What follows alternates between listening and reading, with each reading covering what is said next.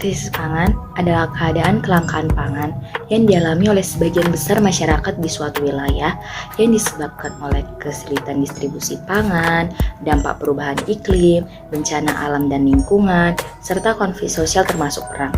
Menurut Organisasi Pangan dan Pertanian Perserikatan Bangsa-Bangsa, The Food and Agriculture atau FAO, krisis pangan digambarkan sebagai situasi di mana kerawanan pangan yang parah dan kekurangan gizi meningkat di tingkat lokal maupun internasional sehingga membutuhkan bantuan pangan darurat.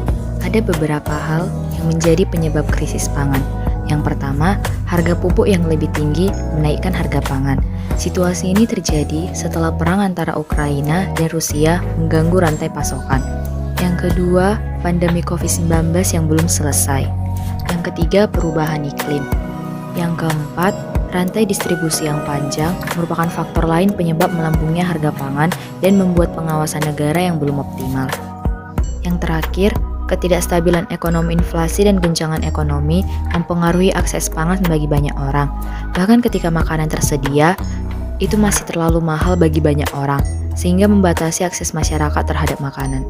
Salah satu negara yang menjadi sorotan dalam krisis pangan yaitu Afghanistan, di mana Wakil Sekretaris Jenderal PBB Urusan Kemanusiaan, Martin Griffiths, mengatakan hampir 19 juta orang di Afghanistan menghadapi kelangkaan pangan yang akut, termasuk 6 juta orang yang beresiko mengalami kelaparan parah. Program Pangan Dunia PBB atau WFP mengatakan lebih dari setengah populasi atau sekitar 22,8 juta orang menghadapi pangan akut, sementara 3,2 juta anak balita dapat mengalami kekurangan gizi parah.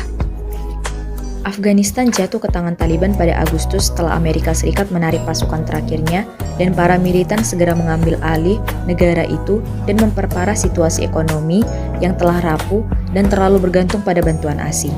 Sebuah negara dianggap bergantung pada bantuan asing ketika 10% atau lebih dari produk domestik brutonya berasal dari bantuan asing. Dalam kasus Afghanistan, sekitar 40% dari PDB adalah bantuan internasional.